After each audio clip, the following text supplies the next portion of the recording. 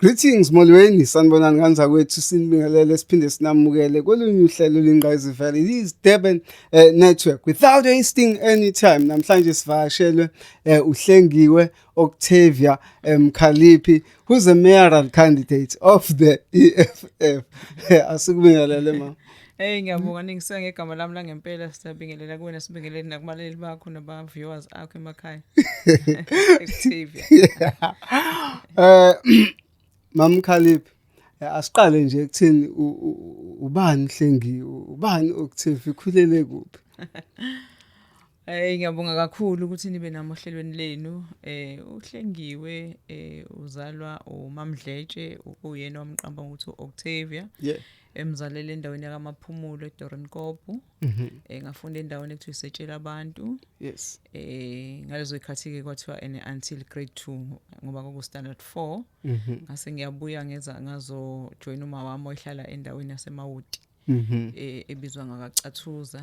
Yes. Ngase ngena phakathi nonyaka esikoleni kaGinga Primary School esesilapha entabeni eMawutani. Oh yeah.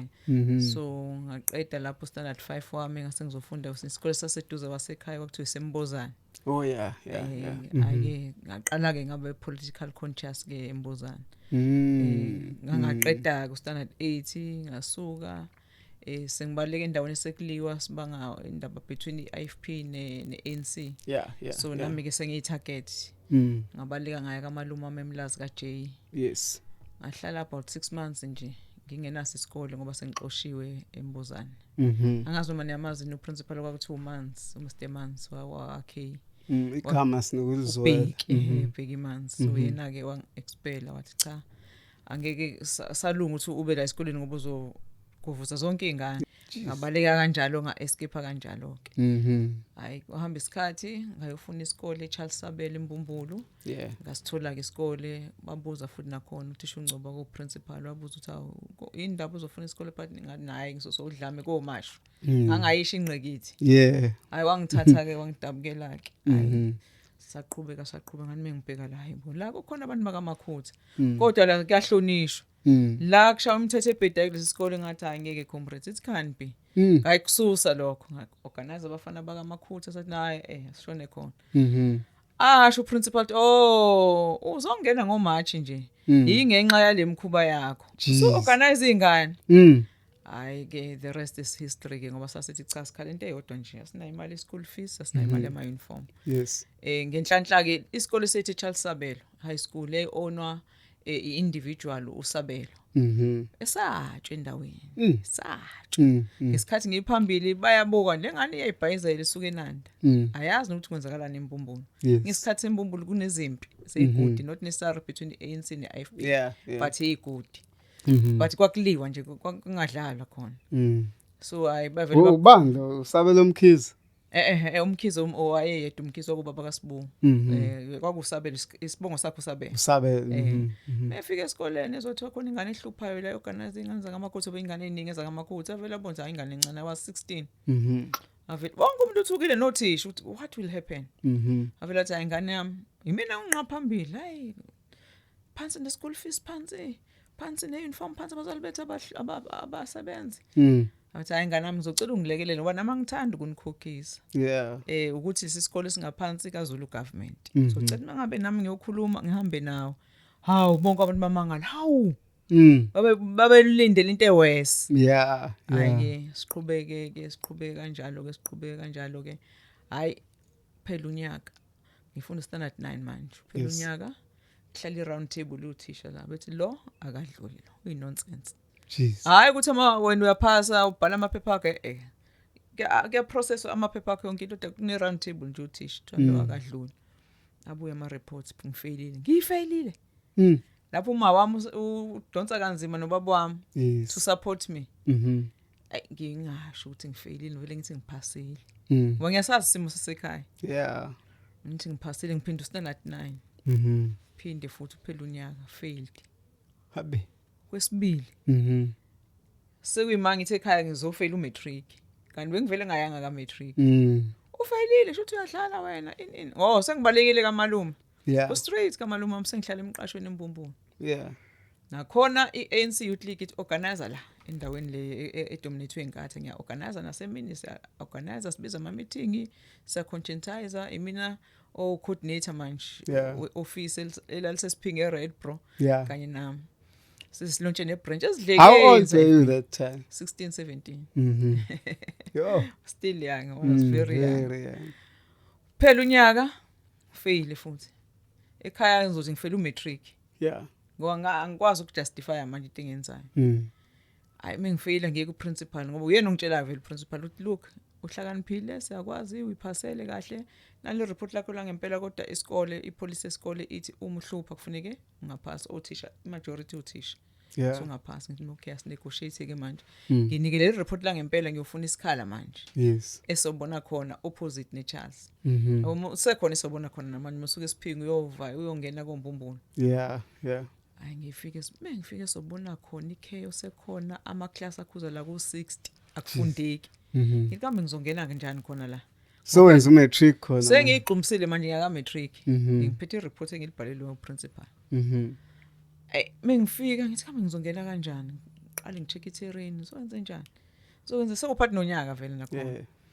Ngizwa abantu bekhuluma ngothisha uhlophe ithi ngithi nami ngwakahlophe ithi mfike nithi nginjani ithumbeza athi awu shuthi wakithi ke wena ongithophayo ngithi ni wahlophe okay kusiza ngani vele chaos esikoleni akekho onqatshelwayo ngichaza udaba ngizofuna isikole nali report uzofunda ubani ngizofunda umatric okay iziphi ifunda eka history hayi ngena uthatha i-desk lakho lolithola khona ufubeke lapho awubhalisa isho ukubhalisa but ngibone lento ukuthi ngeke izindawo hayi kodwa ngiphusheke ngelinye ilanga sihlalele nje isikole sethu igate uyangena ama-class ami kanje bese office la principal so mungena between these two buildings we-office la principal uyababona abantu mengithi hlohlela zeyibhame ngaka akuthi qhunje anginanto nje ukuthi it's got something to do with me. Medlula lamadoda eofficers thina siyafunda. Ngibona a few minutes later principal amehla ngaka akuthisha umkhizi. Uthisha umkhulu angena eclassini emahle ngaka. Socela wena Octavia. Mina? Hayi. Futhi nje akuthi diki. Mhlambe ngishawa uvalo ukuthi lezi inhlokohlela eqondene nami. Mengifika amadoda mhlamba ayila ku 6 7 ephethe ibhame enkulu ubaba A1 wayidumile ke empusheni hayi nathi impela sikhula wesaphila athi A1 mntanami ubona lozofaka ipolitiki eNsila kule ndawo endaweni yami hayi obviously ngiyithuleleke ngingaphendula athi lalela awusaphindeli ngisho eclassini mafuna ukuphuma uphila la so kuleli office ushayishwa phana sakho la ungeni ngisho eclassini uthatha ama exercise akho mind you I have to go ngothatha impahla zami wathi nje uphuma uphele la ngaphuma ngenza nje obesho nje thisha omkhulu ukuthi akafe ngendlela asaba ngayo suthi usemdala yena nawo ucabanga ukuthi ngiphume ngiphethe isikhwama sencwadi mhlambe if nganginemali kodwa ke 100% is that I didn't have money ngoba ngihlala emqashweni angeke ngisakwazi ukuyilanda eclassini angeke ngisakwazi nokutshela ama classmates ukuthi kwenze njani phume ngegate misi taxi emgwaqeni ngene phakathi into nje ngangine advantage yayo ukuthi ngangimuhle ncanyanyana umzimba so nje mengena hawo taxi driver nosicapha hawo njani uyapi esiphinga ngithi mina ngiyesiphinga angisho nginamali endleleni msekhokho bese ngiyanegotiate ukuthi hayi ngizocela ukuthi mengifika esiphingo sihambe nawe se-officeini sothatha imali ugibela ngiphethe njengamanje hawo no problem ngithi azomatekisi kuzoba hey wena in no problem phela inganyane enhle nje ukhalashana bandla uthandekayo phela ngifike eRepro isiphingo seRepro ngifike ngichaza udaba eoffice sekwenzeke kanje serious ukhokhele bese bekunika ke uguduka manje uzokwenza njani mina ngiphindele ekhaya eMawuti ayisekho idubedu anangampela mengifika ngichazela umama akangilindele phela amangala njube kwayini manje la ngichaza udaba umuntu omdala ashawa ovalo uphume kanjani hayi njengoba ngichaza uNkulunkulu wami all right ngihlala ekhaya njengoba ngihlala la eMbumbulu vele khona nomakhelwane bambala kumele kubona mebuyile ngama weekend ngicela ngiphathele itrunk yami kwakuyitrunk yabo lama trunk lawa ngathi hayi ama suitcase manje lawa ngathi awokhethe nganginika uma wami itrunk ngicela ngiphathela ngoba ngeke ngisabuyela ke Ampela bangiphathele ngihlaleke manje ekhaya ke dumpotiyane manje so wenze njani ngithi hayi kwakhona lento wakuthiwa uya supplement Yeah. ngihambe ngo-apply kwi-department ngifuna ukusupplement Mhm. angiboni ayingeni kwalento ethi ngiyayifunda phela unyanga ethi hayi ake ngiphindele esikoleni manje khona la engangiqoshwe khona kodwa kusekhona embuzane sekusemandla ethu kusenesikole esisha sakhiwe Yeah. fica ukuthi omkhulu kusewuyena into efanayo kususwe la yonke staff na yonke setup nje eziswa la athi angeke agolozo manje angeke hey nakho ngizoba ngingana sikole ngiqala unyaka athi angeke sesikuthatha uyazi uhambe kanjani la last day uze uyophaphama kombumbulu uphinde uhluphe khona angeke sikuthathe ngihambe ngeke kuma-comrade ingane zangasekhaya esikhule nazo vele sizabalaza nazo Yeah. nansi inkinga kanje bathi angeke uyahlanya baye kuyena asabe kabona ukuthi mesevukelwa umphakathi plaza abafundi bambuza into eyodwa nje ngikhumbula kahle u-classmate futhi kwakomakhelwane uMapentulo wathi principal if mabuthi lengane ingafundi la uthi ayifunde pho ngoba yona high school ekhona la ukuthi wenzeni kwasho acima kanjani mina it does not hold water Yes, yeah. uzofunda lathi okay abone ukuthi angeyazi ayiwine lempi uzovukelwa umphakathi athi I no problem kodwa ke angeke vele angene eclassini okwesibili ngesimfaka standard 10 funa uphinde standard 9 le ndlela engidisparate ngayo manje ngithi I don't have a problem athi okay kodwa ngeke uvele ungene eclassini kufuneka uyobhala i-test uset up i-test sasu2 ngithi mina no problem ngiyazazi vele ukuthi hayi nike noma i-test noma iphi i-test ngizoyihambela Yes. nampela sibhala i-test sasu2 methu uzonginika ngihambiseke ngisubmit kwakuthisha umbatha lo esimakeni Yeah. eseza nje sazonginika iscript sami athi yaza ngazi ukuthi le policy benzelwa nje ngobuka uthola 60% Jeez. ngithi awu thanks God ngingene phakathi mengena kuzenye futhi umqathango kuthiwa gunda lezi zinto lezakho wena ngithi into zami ziba ngathi zindi into lezami lezi Yeah. akuyoni weave Oh yeah. so mekhula ngisemncane wangathi ama-curls Yeah. so lezi zinto lezakho ke ufuna kuyigunde kushaya imbungculo Ha. awu ngithi ngeke akho mbungculo still ngithi sizolwakhe hathi iphunguleke kodwa ngiya-illitreatwa nje yabona nje umuntu ongamukelekile Yeah. hayi ngifike si-organize no-classmates nama-schoolmates ngikhethwe ngibe u-SRC Yes, yeah, SRC. SRC secretary hayi ke sizabalaze Ikhona le politics noma ikhona ngithi ngikhula ngayo manje ipolitiki khona ngizabalaze bese kufonwa lezi zinto lezi angisakhumbula SDIU or something lezo zokutrain ANC usubuya from ekudingisweni Yeah. ne-IFP nayitrain amasoshayo SDU or something ngazi kwakuhluke kancane nje Yeah. but kwakama self defense Yeah. emalokishini ake si recruiteke no ANC ekhlaleni uthi hayi nathi yasambe soba yona ngihambe futhi ngoba yisosha ke manje ngiyafunda standard 9 ngiyajima ntambama u-ANC ususinika isosha thizeni eliphuma ekudingisweni la kaMashu kwaku-Bootcane Yeah. ufika uzostraina ntambama ekseni ngesikoleni ntambama ngifuna esikoleni siyotrain participate nje kuyonke into nje nomzabalazo Man trainer lapha train one nenzani. sajima phela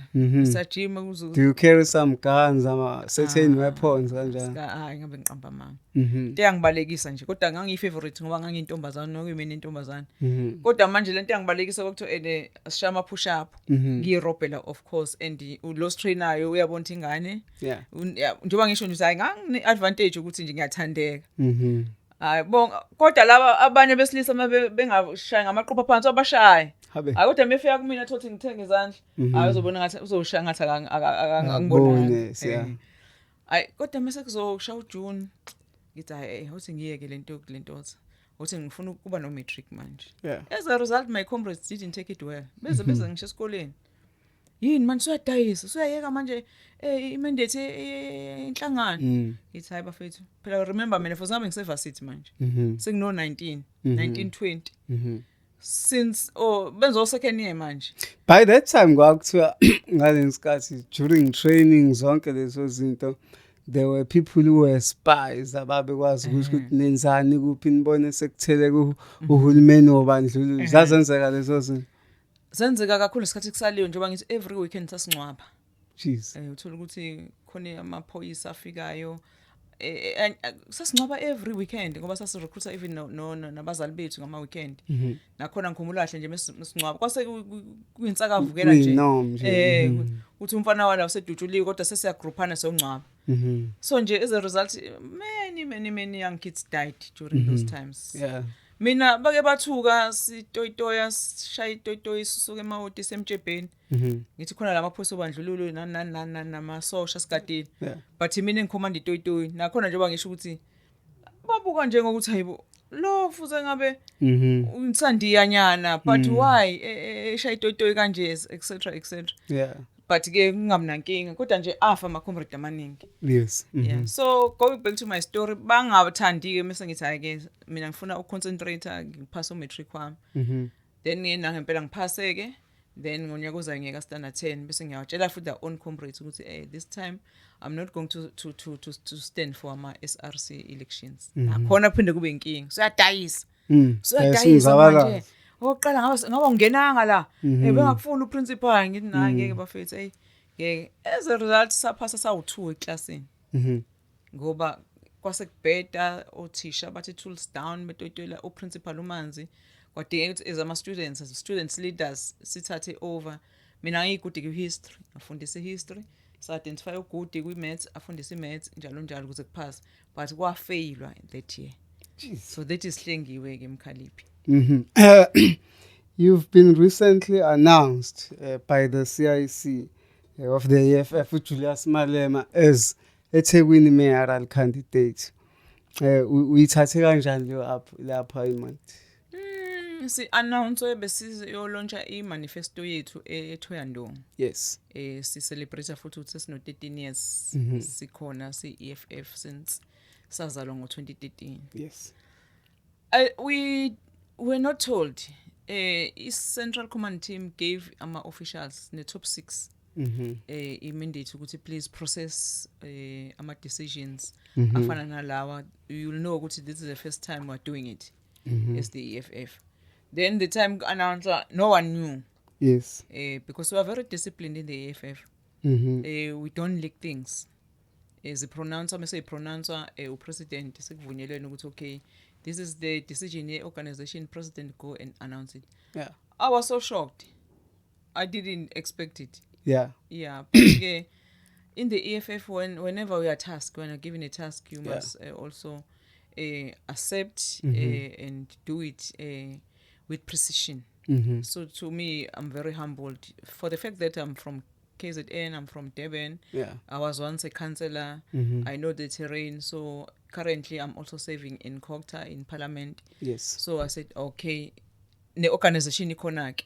A person who's deployed, who's convening our elections in KZN is SG. Yes. Who's very supportive. And also he is a convener of elections at Ethekwini. Yeah. So myself and PS were coordinators. Now you experience, currently he's a party leader at Ethekwini. So whenever there are issues that needed for me to know what is happening, at least akhona ama councillor no former chair of Ethekwini Omvubu, no Tami, I think Utami is the chair of MPEC, and all councillors were 24 in total. So we sebenza nje as a unity in the EFF. But again nje to be short, ngeanswer yami cha ngiyakumukela futhi ngajabula kakhulu. Nanokuthi understanda ukuthi akusona isikhundla nkosami ukuthi hambe uyokhuluma nabantu ubatshela ukuthi abavotela iEFF izobasiza ngani. That is all. It's not about you as uhlengiwe now uzoba imayor sengena here in your head. Cha. It's about i organization le ofuneka uhambe uyoyikhankasela ebantwini. Ngeke nazwakala kaninginingi as EFF kakhulukazi la kwaZulu Natal enikhala ngobuholi bomkhandlu kakhulukazi ukuthi abenzi ngendlela efanele. Ngokwenu ikuphi labe nama loopholes khona? Ku service delivery. Yabona nje eThekwini mesesivumelana mina nawe ukuthi alikho clean eTheku. Into entsha futhi leThekwini. Yeah. Inkinga nje ukuthi at a management level khona undonakelo khona. Yes. And you begin to ask yourself ukuthi iphi budget yokuqoqa uduti yokuqoqa imfucuza ukuthi noma uhamba phakathi kwi center of town iTheku lingcolile. Yes. Kanti before ayilali clean iTheku.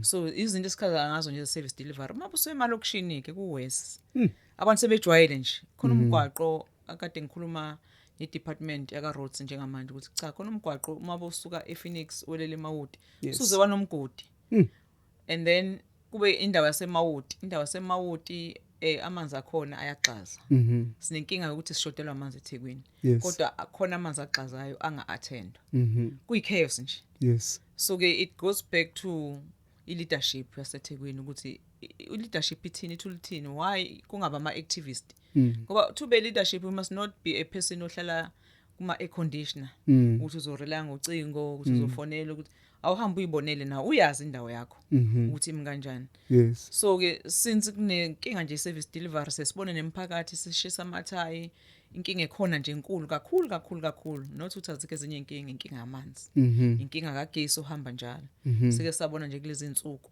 uhamba kakhulu ugesi kade kunomoya and so on. Yes. And uma find out ukuthi yini ugesi ube nenkinga enkulu kangaka kakhulukazi bebekhala ke abasemalokishini nabasemjondolo bethi njoba kubanda kube nesimo sibanda I think a week ago. Yeah. Bebenga prioritize ukuthi ugesi wabo ubuye bebekhala ngokuthi uthi prioritize laba omntakabani ngoba mhlawumbe bengakhokhi bona bebesho njalo Umhlanga gang. So umuntu ke menza I follow up uthola ukuthi i-infrastructure kagesi indala kakhulu ayisakwazi ukuphatha le capacity the population futhi yakhula. Jeez. Nanokuthi kunalenkinga ngeenyoka when it comes to electricity so kufuneka nje i-strategy sithi ukuthi how to deal with it ke going forward kuzoba futhi infrastructure yamanzi nakhona is the same thing is an aging infrastructure ekhona eThekwini. Yini isisombululo ngokubuka kwakho kulabantu abaningi kangaka abahlala eThekwini abantu la abangasebenzi? Kufuneka kudaleka amathuba omsebenzi uhulumeni ufuneka udlale a big role. Sazi ke position kahulumeni yashintsha is not our role to create job opportunity. It is your role. It is your role as a government. You can't uhlangule wena ukuthi is not my role. One uhulumeni ufuneka industrialize. You have to build factories. Yes. Sike sathatha study tour ngo-October ezokhokta say Denmark. Abona ke mabenseni excited senzobuyela ekhaya sinambe isonto lonke ukuthi ay kambe yini engayiphathele umshana yeah. Saya kosinye isitolo nje esise phakathi eTown to Copenhagen. Very affordable. And then sabane interesting wavele silapha ezikomiti. Yes. Sathola ukuthi si-own umasipala. Yebani. Umasipala was the owner. Big shop. Sathenga khona ke ama-shirts ashibhile o39 obani. Isaza joke nathi athi should uphepha la ekhaya. But what I'm saying is that let us get our priorities right. Yes. Yabona eDenmark izinto ezifana no healthcare center ibhedlela ama clinic are not a competence of national. Yeah. Uhulumeni ophansi kuseduze kwabantu. Yes. Izinto home affairs is not a national competence umasipala. Jeez. So kufuneke indlela ukuthi mangabe uthi ufuna ukugovernisha ukuze ube ne-meaningful kubantu kufuneka ube nama priorities akho. eDenmark do you know ukuthi maybe processor umthetho lo eSouth Africa mabe kuthiwa khona ibill we processor more than 5 years izilapse kwa term of office Denmark is within a month. Letho bekwazi ukuthi asususe lo mnyango kade under national government so fake under umasipala within a month. And we had a keen interest ukuthi how do you achieve that? But siqale ngeCovid. Yeah. Khumbula nathi ngeCovid deliver uhulumeni wase South Africa COVID. So sathi nje siphawulele zabahlala ukuthi yini bahlulayo. Ngoba uyabona besibiza bas update every day. Yini ebahlulayo under normal circumstances. Denmark ikayiphunyula ngake. Eyiphunyula ngokwesibili ke ithi ayinayo ke le process efana nethu ukuthi kufuneke sihambe so consult ebantwini ufithi silasifike siphambane khona ke. Ngoba imithetho eminingi thina ibuyiswa eConstitutional Court kuthiwa anihambanga nayo consulta nabantu nibathathela umthetho. Cha eDenmark abanayo lo challenge leyo. So that's why bekwazi ukushaya umthetho within a month. Kodwa kuyabasebenzela kakhulu because bathatha ama major decisions ukuthi askiphe home affairs ungabe under national government awube under umasipala. Kuzothi mevuka la ekamasipala wazi kahle uyoshada uzoshada khona la befuna ipass lakho uzolithola khona la. Unlike here umuntu mefunika home affairs funeka aqale enze appointment because the system is down or abantu abaningi banjani is chaos. So I problem ke is also again I political leadership. Asikhulume kakhulu sisihlengiwe ngokuwa kwama SOEs. Sokhumbula ukuthi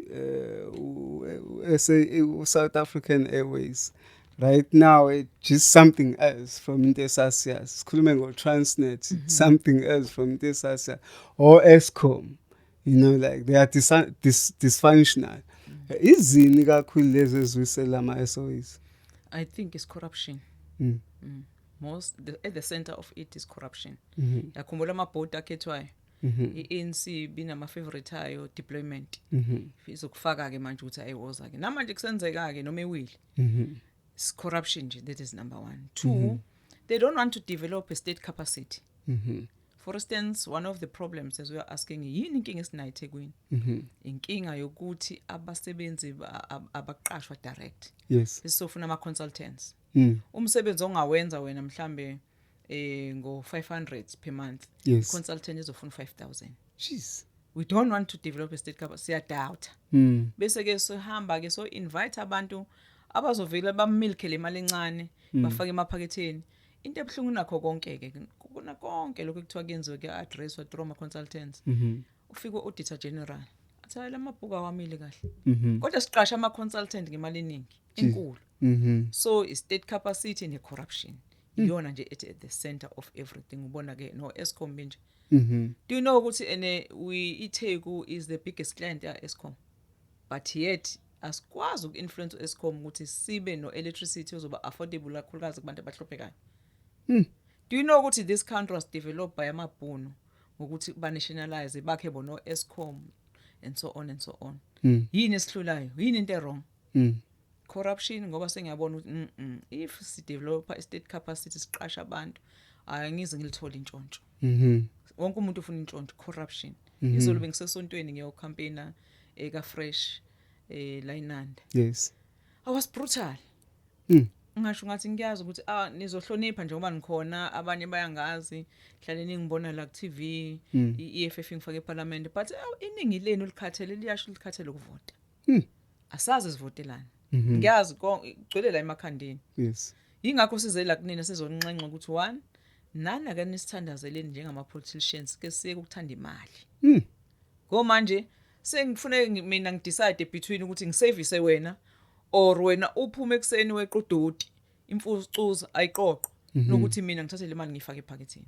Jeez. Yona into ngifuneke nje umphakathi mangabe ngempela ufuna ukuthi sibe accountable ukuyikhulume lonto cha sikhathela ama politicians. Iphi imali? Do you know ukuthi i-current budget yaseThekwini is 74.7 billion? Jeez. That money is enough to service iTheku. But buku iTheku njani? Ishonaphi leyo mali? It's enkingeni. Siyasezwa futhi nikhuluma ngendaba zezimbiwa phansi ukuthi nazo kufanele zifakwe ngaphansi kwahulumeni. Minerals. Yes. Yes. It does not make sense. Go to Northwest, Markan. I don't know if you've been there. La salontshelwa khona iEFF ngo-2013. Yes. Kyahlushekwa. Umgwaqo wakhona awukho khona la eKZN noma la eThekwini. Ukusuka eMarkan uye Rustenburg. Angazi ngibona ezimayini la kufanele ngabe khona sibhine umphakathi walapha fuze ngabe uphila eBhalito. Ko phela ila kukhona khona ama mineral resources ethu as a country. But no one cares about it. Sesixoxeke noGwede thola ukuthi as members of parliament we interact not in a official interaction like soke sibabuza ama official questions. Mhlawumbe thola sihlangana ema airport. Yeah. Buze ngempela no Gwede.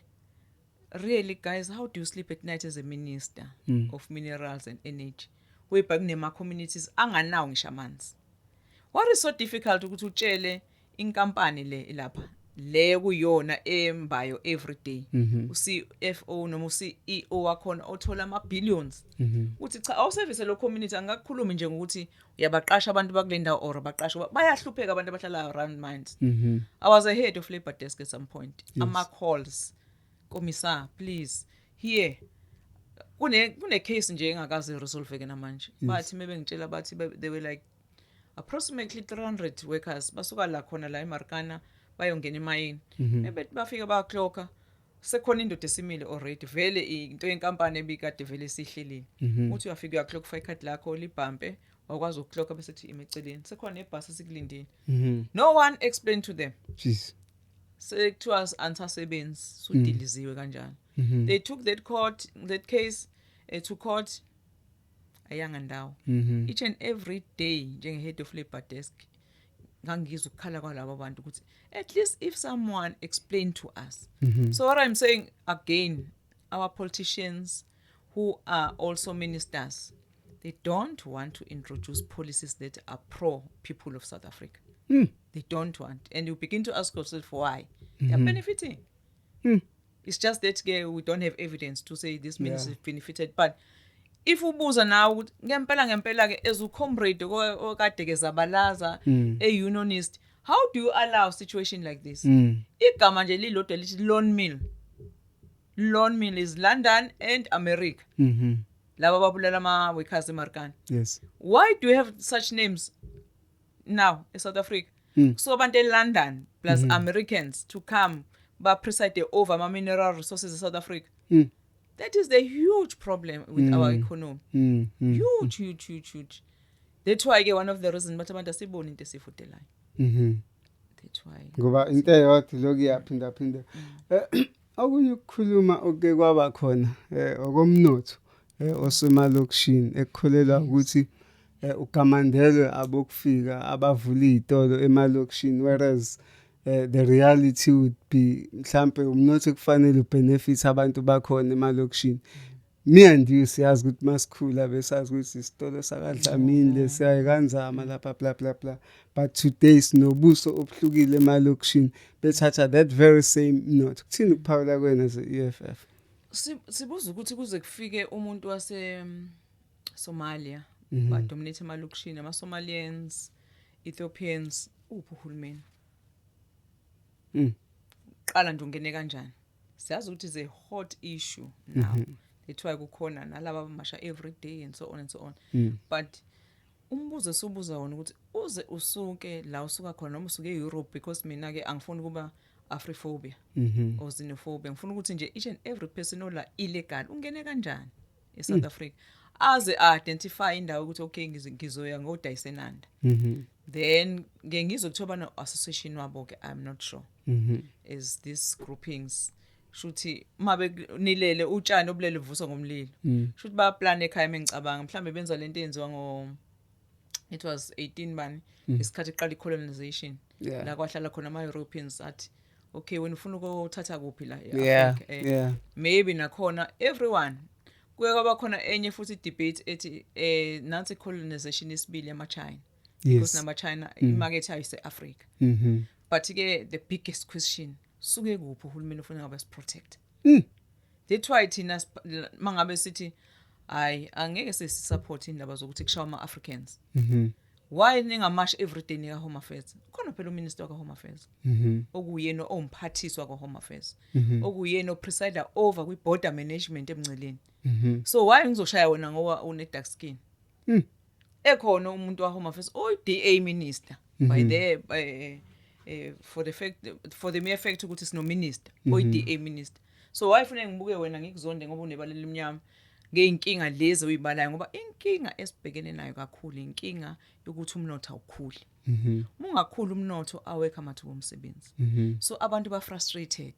So maybe frustrated ke yonke ke into ezothi ezobamanga ukuthi mangase ngixoshe lo ngoba uyena uthatha amathuba omsebenzi uzoba namathuba omsebenzi, of which is a lie. Is a big lie. Instead of saying why when Home Affairs are not addressing these issues. But mamthing ake sibhekele ukuthi kunama stats ake aphuma not even a month ago, mhlawumbe just few weeks ago, ukuthi iTheku lisemathubeni angcono ngokuqasha. That means i-level of unemployment ihlile kancane. Ngo 12.2% phela majority sha ne Cape Town. Cape Town yona bino 12.9, iTheku ngo 12.2. It's not a major. It's not a major. Unemployment is. But my question is, would you attest to a fact ukuthi le movement ekenzeka yabantu bokufika abaphumile la khona improvement eyenzile in terms of uqasha kwabantu? Ayikho baba. Now who let Sugarcane is looking for people. Abekho abafuna ukusebenza khona manje. So there is no impact regards to abantu bokuhamba. is a diversion. Tina, that's why I say clear as EFF we are not going to be part of that. Let us address the real issues. Angeke ngikubuke ngithi okay ngoba wena wase Nigeria so udayisa ama drugs. So kufuneka sithi umuntu odayisa ama drugs usibanibani wakasibanibani therefore akaboshwa. Whether in Nigeria noma South Africans, everyone who's doing illegal things because it's wrong ukuthi ngikubuke ebusweni. I always use this example ukuthi ngesikhathi kune march and march kwakhona uprincipal waselindana, I just forget his name, I'm sure uzomkhumbula ngoba nani khona ngalolanga emarchini bavele bambuke ebusweni nje keep ipass I keep ID ayi unamanga still kashawa imoto yakhe principal waselindelana principal ngenxa ukuthi balalekela iminyama you begin to ask yourself ukuthi why target abantu abamnyama, why ngayiwa ko Durban North maningi ama illegal foreigners. 2 days ago kuvele ukuthi in one of the farms ila kwakhiwa khona ama drugs farms yomuntu omhlophe. That is our argument ukuthi no sizobulana nasodwa because this hatred yomuntu omnyama yaxishwa kuthina. Into nje nomuntu omnyama ufuna sibukelane phansi ngaso sonke isikhathi. Everything there is white hayi parara into right. Yeah, idolize. We are not going to accept that.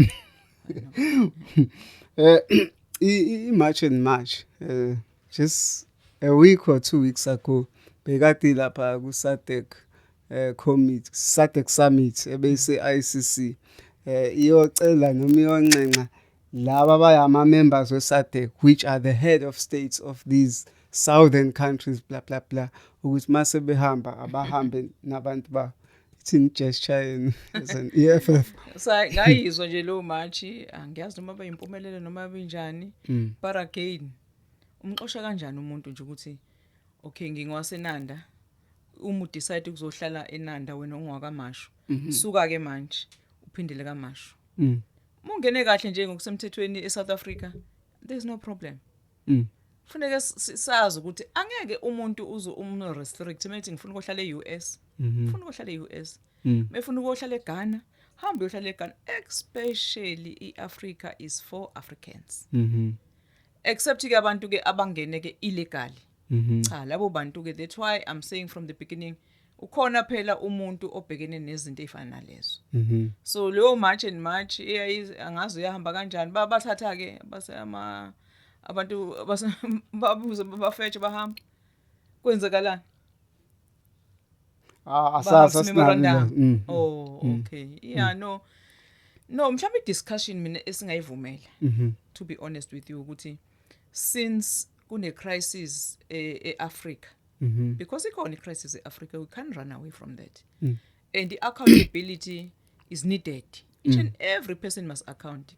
As we were discussing earlier on ukuthi we can't have itheke elingcole kangaka, we can't have itheke elinganawo ama trucks okuqoqa udoti, we can't have itheke elinganawo amanzi and so on and so on and so on. Accountability leyo account ukuthi why is that, why is budget phela le budget iphuma kona njengomkhokho wentela. Yes. So nase Africa if an African state mhlambe let's say Zimbabwe why a person noma president of Zimbabwe is not accountable to its citizens. So if discussion ifuze ngabe khona ke amongst o president ma ministers la bahlala khona ama platforms athi lafana nawo SADC mhlambe AU and so on ukuthi no let us be fair guys. As much as we are not saying is South Africa sinenkinga mabe kufika abantu bakulelizwe kodwa ke sibe ne honest discussions abantu bayasuka in your particular area njeng brothers we are brothers. Remember phela before sibe neZimbabwe, Mozambique and so on it was one Africa. Since ke sa colonize wake sasesiya demarcate kanje sesino president sinamaland sinohulumeni but let us have an honest discussion because ileyo futhi ezosithatha izisibeke ekutheni how do you unite, how do you trade as Africans because when you go to an international stage uthi mina South Africa ngizotrade ngokuthi nokuthi you become very small bavela ube ijoke buka iChina iChina ikhuluma as a China in ama different states iChina. So this is an honest discussion that amongst ministers and so on they must have. But leadership EFF asikaze siyibone mhlawumbe iqhamuka and call out all these presidents, which are seems not doing well, who are being labeled in their respective countries do. as dictators. No, we do. Go to President's speech. There is a clip ka President ethi Zimbabweans kune elections ekhaya. Go and take out that person onenze nibe la in South Africa. We do call out, but what we don't want to be blamed on as EFF. Bantu bafika bavotela iANC. Bantu bafika bavotela whatever political party. Uma senginenkinga babuye bathi EFF, we don't hear you on this issue. Why are you not calling out labantu enibavotele beANC? We are not in government. But because it's what you are advocating for Pan-Africanism, then we are expecting you to have a voice in an African spectrum. No. That's the reality. That is a distortion of role EFF in South Africa. So it means we have to keep quiet. Ayikho into esho EFF engasho yonke ama political parties. Starting from the ANC. uRamaphosa and Joba Dushu bekhona iSADC. He started kwi Pan African Parliament ebise Pretoria. Izinto esishoyo as EFF ukuthi 1 no 2 no 3, I think the list of countries around 73 countries whereby abantu bazomove nje for free. So that's what you are saying. Go to iclip kaMashaba, Herman Mashaba. Bafike bathathe imanifesto yethu, I think aka 2019. Bathi city all Africans must be protected, even are those illegal. Hamba kwi 2024 manifesto ye kaMashaba. Usho the same thing as ishoyo. It's just that Titina, we are not popularity. We are not populist about issues that affect Africans. But sishinto eyodwa. Ukuthi you can't solve a problem by hating to Africans. But some people have come out and say EFF has reduced the Pan-Africanism idea to an open border whatsoever. My brother, where are the borders? I can say Free State. Say Free State. Between Free State and Lesotho, yes. Where are the borders? Hamba uye clip yo comrade we MKP. I think the first chief whip of MKP parliament. Sengibalekile igama lakhe. Hamba kuma clips akhe. Akubuza ukuthi awekho ama border. Kwenzela iexample nje. Hamba ophongolo. La ophongolo. There are no borders. Ifence endala umuntu vela athi ucingo angene. We are not saying ukuthi we must not know ukuthi ubani wakabani. Akithi nami ngine ID. Now ne ID. So each and every person oza kwi country must be known ngoba phela uzobulala umuntu singazi ukuthi ubulawa ubani umuntu. We are not saying abantu base Africa kuphela sithi everyone ongena inside the country. But mangabe kungena border, how do you make sure? How do you say akube nama borders? Mhlambe sisihlengiwe kunento awusho wena lapho uzangena.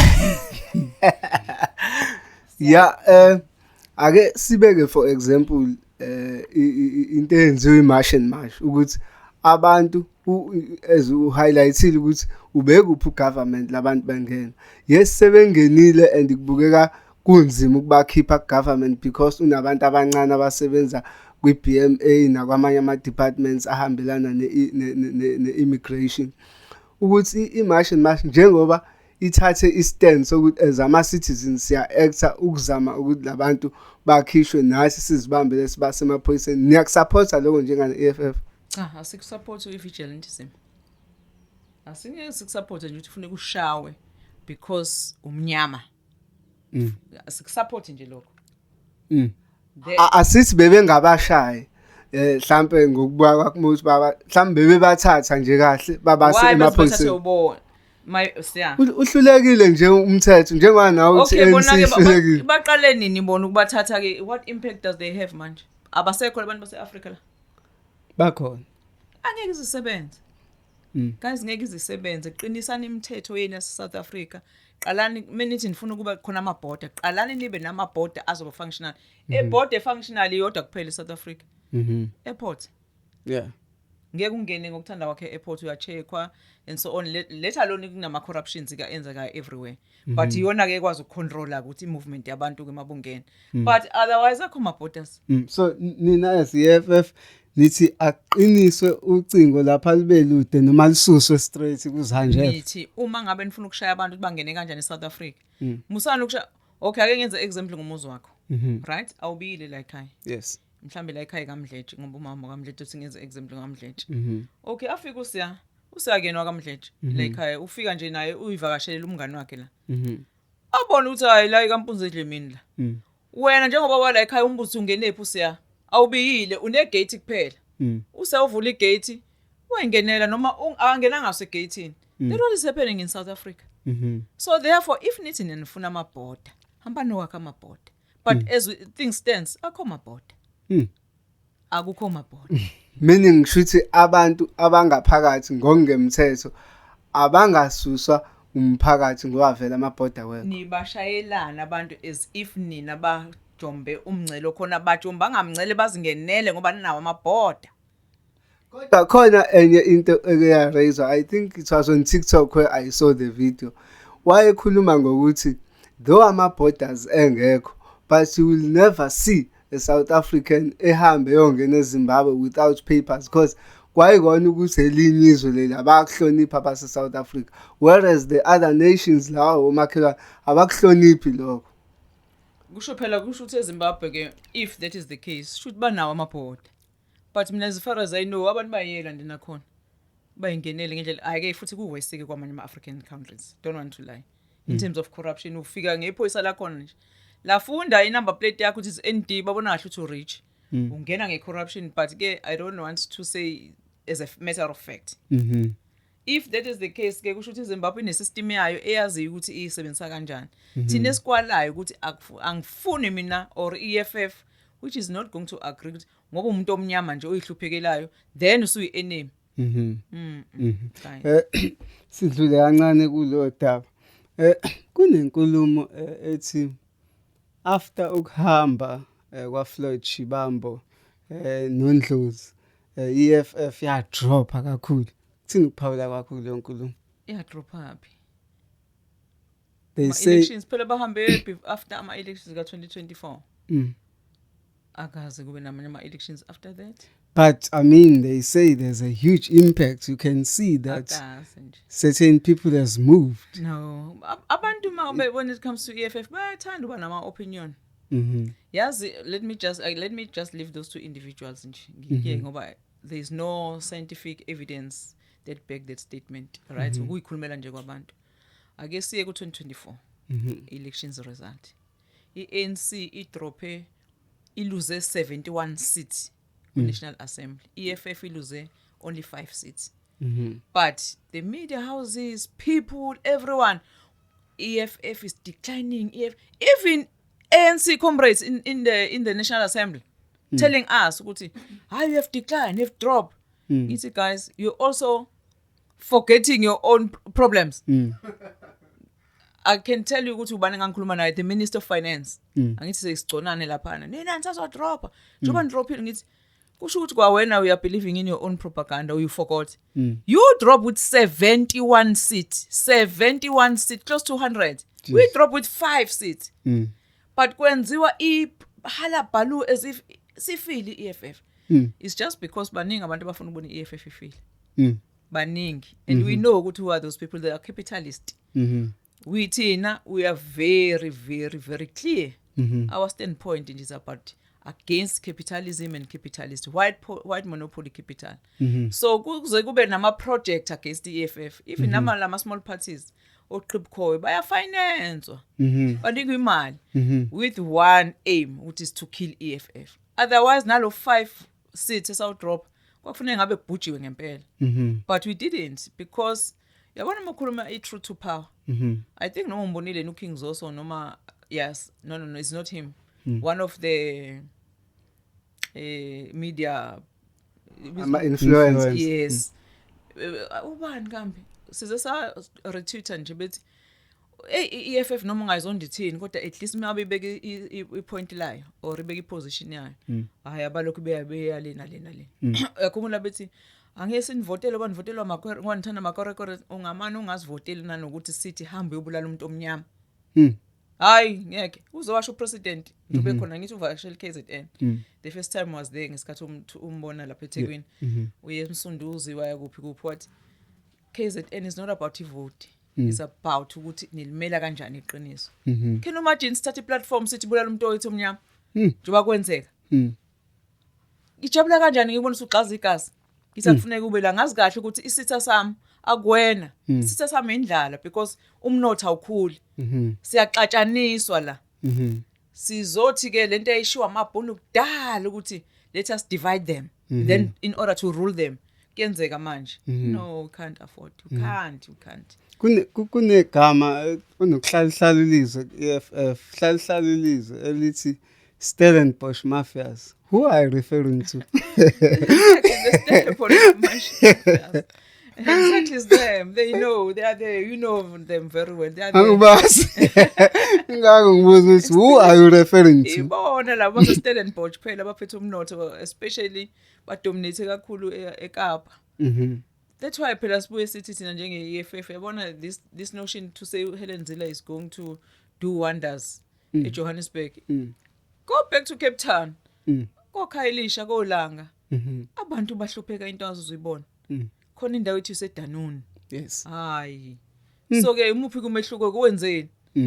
Is this thing engitshela yona ukuthi izwe lisarulwa ibona ama white monopoly capitalist because they do have money. Bathagetha nje impimpe yodwa ukuthi okay lo sizomngena hamba divide abantu abamnyama. Then they want to co-opt us. No, we are not. We are not part of that. Tina City Africa is one. So goes back to your earliest point ukuthi why are you not advocating for and then criticizing abanye all. Yes, we do want those platform. I don't want to lie. We do want those platform whereby we pen African Parliament whereby president is a member in Komsavuyane. We do tell them. I was once as a DSG. I was once invited as part of delegation as South Africa. Yeah. So we paid African Parliament. So kune topic it's in land and woman. I stood up. Which land are we talking about? Because out of 54 countries, there's no one who's owning land. Jeez. So why you have discussed land? Ngithi kwakuthiwa in the section mama in women and ngathi no, we can't. There's no way. You are coward, all of you. You are still afraid of abantu abancolonizer bathatha umhlaba. In South Africa 97% of land belongs to white people. That's why I said lezi zinto lezi sibona ukuthi asilo nama Africans is division. We want our land. That's why we are pushing. If you say sisihlengiwe izwe lisaphethwe yilabo ababekade besicolonizile.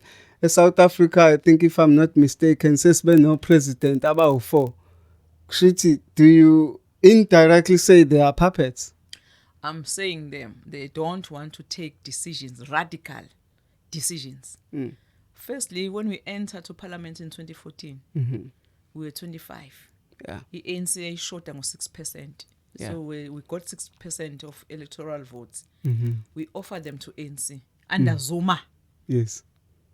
Mqiltama was still the EFF. Yeah. He was very, very vocal. Because we caucus as the EFF to say, let us offer them the 6% in order to have 2/3 majority to take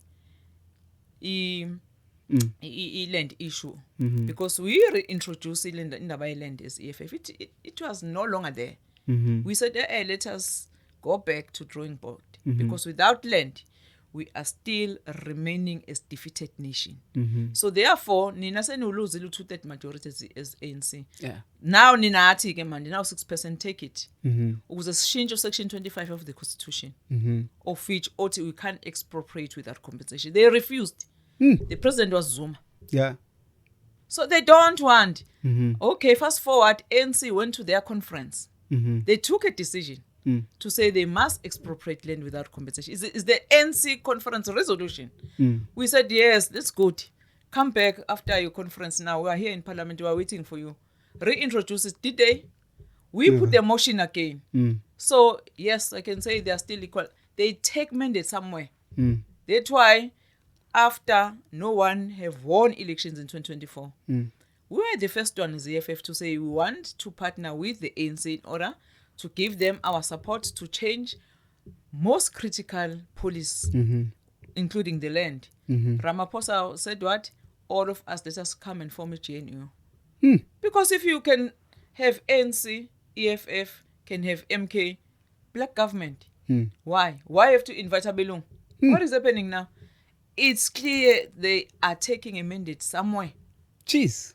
It's bad. What ideally can fix, the life of a marginalized black person in South Africa? Is to introduce radical policies here emkhandlweni nje. First of all, as I have said before, let us capacitate the state. Yeah. Yabona lento ye-insourcing. It can also change in narrative, especially to address the issue of employment. Without state capacity, we are doomed. Kune pothole, funeka uzobiza inkontilaki ngasekhaya lapha mungena emawodi. Ne pothole funeka kuze kube inkontilaki engena. Why singabi nomuntu o direct employed kamasipala? Sani samathuba emsebenzi. Omama bethu abasiklinelayo. Why singabenzi bebe permanent? Why funeke kube economically man? Ozothi umasipala cha ngalabo mama mina nginika u200,000 per month. Wena uthatha 200,000 ufaka ephaketheni bese uthi ke u50,000 uzobaholela kancane. Baphume lapha abana pension. Abana medical aid. Akakwazi ukufundisa ingane yakhe. Why singaba insoso mama bebe nama benefits? Sikwenzile ke thina into enhle ke ngeEFF siyakwenza singekho government. Sifaka ama motions. Yes. Kumasipala bakhona uthola ukuthi siyakwazi ke nokunegotiate namanye ama political parties. Herman Mashaba unezwa Joburg Mayor, he implemented our policies in Johannesburg. Yeah. Because sasikhuluma into ayibonayo naye. Ukuthi ngeke Mashaba uthini ngomama abahlala kule ndawo, uthini ngomama abahlala kule ndawo, uthini ngabantu abahlupheke kule ndawo. So kuze sibuye sithunzi somuntu omnyama, state capacity goes a long way. Yes. Stop tenders. Indoda eyodwa sothola imillion. Bese yaqasha for 3 months. Sithatha iprofit ayifaka ephaketheni. After 3 months so unemployed. Phinde kuze enye tender. Let us stop it because kuyabulawana nangamathenda manje kubanga amathenda. So that's why ngeke siphinde sibe ne dignity zabantu abamnyama if we don't address this thing through the radical policy. Nje EFF uma inga rise to power indaba amathenda it would be history. We'll stop it. We will stop it Immediately. And then employ people direct. Jeez. Yo. Mawubuka abantu abamnyama, are they being excluded to participate in the economy? They do. They do. And there's no economic policy that talk direct to them. We're discussing earlier on about a very specific case yaseMarikana. Usi EO waseMarikana, that in Lonmin. Sebeshintshile manje sengikhohle igama le company. Yes. How much does he earn? And then a person who is just an employee, how much does he earn? And there is no policy that address that wage gap. Yeah. Between a person who is earning so much and a person who's doing actual the work. Yes. There is no appetite to address that. So earlier on you spoke about why bengasekho ngcobo emalokishini sekhona ama-Somalians. What stop the municipality to introduce the township economy? Ukuze imali yase-South Africa yasemalokishini ikwazi ukuthi iround khona la. Ngoba manje sigijima semamall. Ngoba namayadlana nje uyofaka laphana go Stellenbosch mafia. Abadominate lapha eGateway. Abantu basemawuti balambile. Abantu basentuzuma balambile.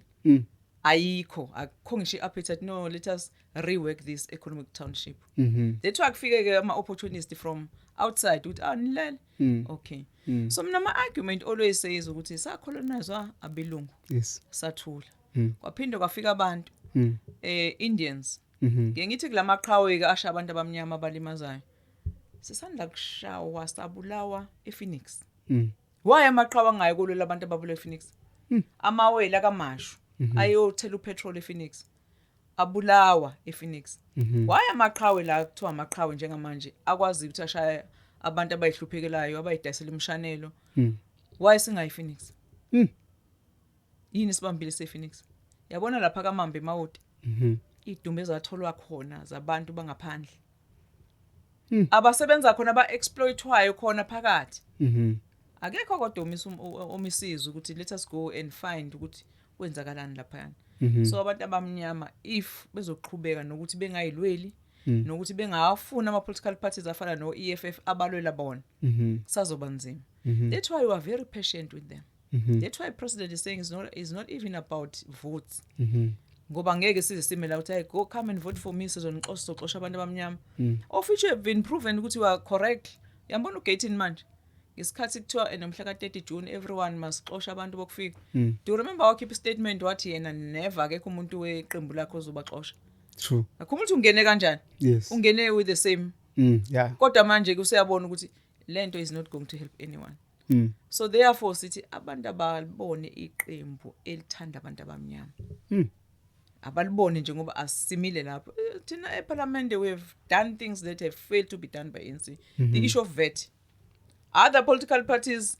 they really know what to do abanye babencinca ama South Africans behambe bebhala ama media statement ukuthi votani ngoba is good for you some sathi we are going to take you to court, you don't have powers there is no law as the finance minister ya reverse iVAT so abantu bebuza sivoteleni EFF VAT you don't pay 17% is because of EFF we have been fighting for dignity yomuntu omnyama so this system in South Africa let's compromise abantu abamnyama yiyo let us fight the system it's a system let us not fight each other with things that supposed to be changed by your vote inkinga yomuntu omnyama ke inkinga yomuntu nje general uyavota for instance izolo bengiyo campaign lapha esontweni ngase ngidlula lapha ngasekhaya kune stand pipe lapha eceleni mase ngiyabheka hawo khona le gang yase Phoenix izokha nayo then ngesinge engage ngithi ngifuna kuba mayor vele how are you guys where are you from njoba ngizokha amanzi la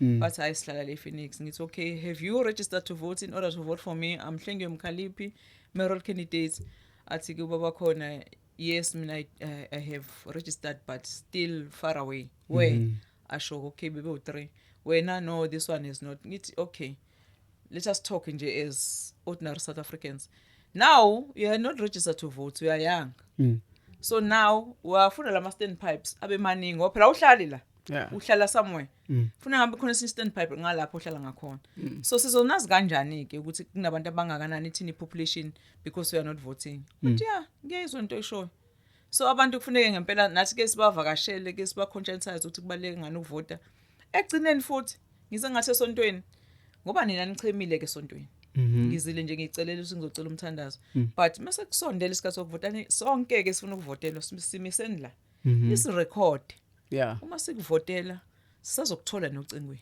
ngoba politicians hayi ngicina sengimkhulu jeez kuthiwa ngifonela sengithi inhla ufunani usiya kodwa before ukhetho ebekilibamba ucingo lika siya ngihleka ngiveza lo mhlathi ngivotela ngizonza ukuthi nokuthi nele ngene into enhle ngathi ke sibhala ngisho ku manifesto if you candidate e-EFF your phone must be available 24 hours and ninayo nane recourse uyasho ukuthi asimtholi manje lo SG is very good office lakhe na umphakathi uzosakuthola ungasho ukuthi hayi bese kwenze njani but kufanele utholakale kufanele uyile your account accountability abantu ba South Africa they must know ukuthi if you failed ukuthi ama politicians must be accountable nawe ngeke uzukuthola injabulo after usovotile kule ndawo lezi since vele siya kohulumeni basekhaya asikhulume nje kancane ngale ndawo previously ama councillor wakhona ekade kuyi-EFF ziperforma kanjani usho koGoli noma usho la yonke nje indawo la kune councillor le-EFF khona i-councillor le-EFF lilodwa lise elanga libalele mabuya kothukela namanje liya perform kunaba comrades eIFP lapha nesixoxana nawo because uma sihlangana mhlawumbe ka Coct ngize ngibabuza unjani ukhansela wami bethi hey uyadeliver lo council uyadeliver lo council PR council yethu esemtuba kumanje masungene ku Facebook uthi Mandla Ntshangasi wakha uya fundraiser lo council a fundraiser hambe kwakhe kuya ngokuthi uyayithanda yini lento. Mina eMawoti ngiyikhansela ngo2001 to 2005. Uma ngiyeMawoti manje ukuze uhlenga u2 cancel. Ufuna kuba nothando lomphakathi. Ngathi mengijoina iEFF ngathi nanso ke inhlangano engingena khaxa kuyona ngoba inhlangano yama activist. Yes. Ne leadership yami yaze yasho wathi lo kayiphathisi okwe politicians noma okwe leadership uyi activist. So that's why sifuna ama activist. Asikho ke 100% sonke ngoba mesingena sifana. Uyangena uqamba manga uthi uactivist kodwa mabe usungenile usubona ukuthi I have arrived ushintshe. But into enhle kunakho konke ukuthi uyakwazi ukuthatha iissue yakho ukuthi SG ngine problem nale public rep. Yes. Asikhethi ukuthi uyikhansela umember yeparlament yini if uyi public rep nje ufuneke uservice umphakathi.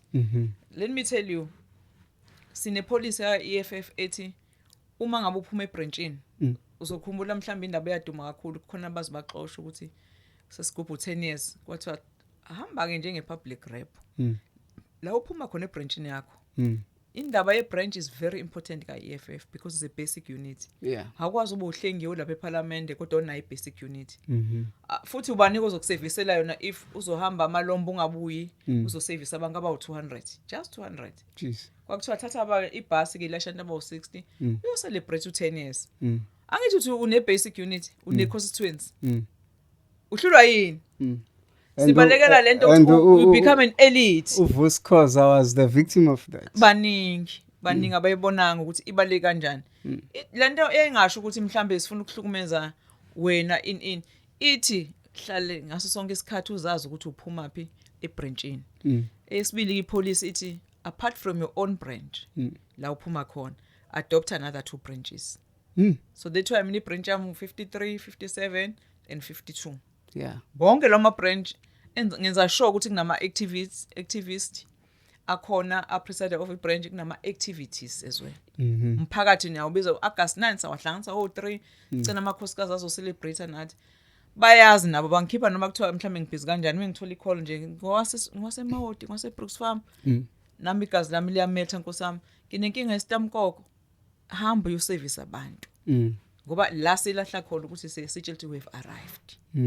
Sesifa ama calls senibanga isicefe in sibhuda lapho kanti mabuyi politicians especially as a deployee EFF awufanga CV. Udeployiwe kwathi ohlengiwe emkhaliphi hamba uyoba imember yeparlament because siyazi uthanda umphakathi. Qhubeka ukuthanda umphakathi. Sisivala nje sibheke kulona ukhetho manje nge4 zaka November if I'm not mistaken. Yini oyithemisa abantu baseThekwini? Abantu baseThekwini abavotela uhlengiwe emkhaliphi as a mayoral candidate. One uza ne clarity nje yokuthi how governance must be done. Because everyone eThekwini is looking for a clean governance. Everyone, whether we are poor or we are rich, as long as there's a clean governance. As I was saying that imali eya kuma consultants khona ngisilwane esibizwa nge unauthorized expenditure. UIWF. Yes.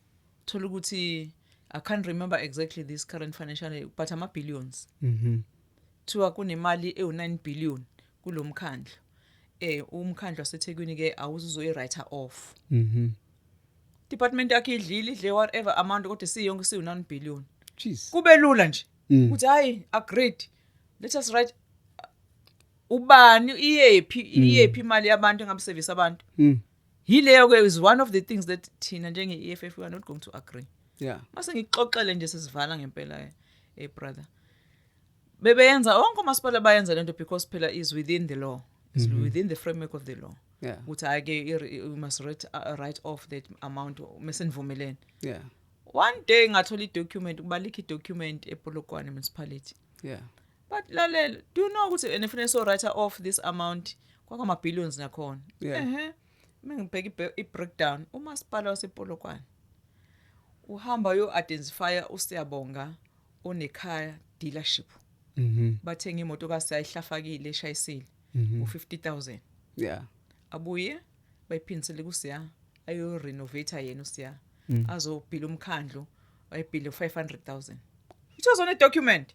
Masipala ukhiphe 50,000 ayiphinsele kuSiya. Awubona ukuthi uhlengiwe odlawe lapha. Sesine deal manje noSiya.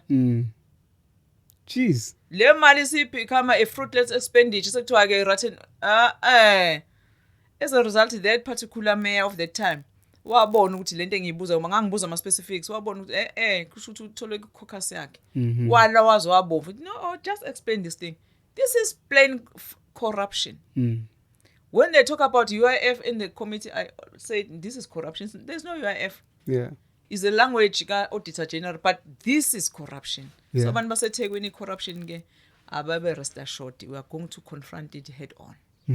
Secondly, into engibathembisa yona le issue amanzi, le crisis everywhere. Yeah. Amanzi is a problem.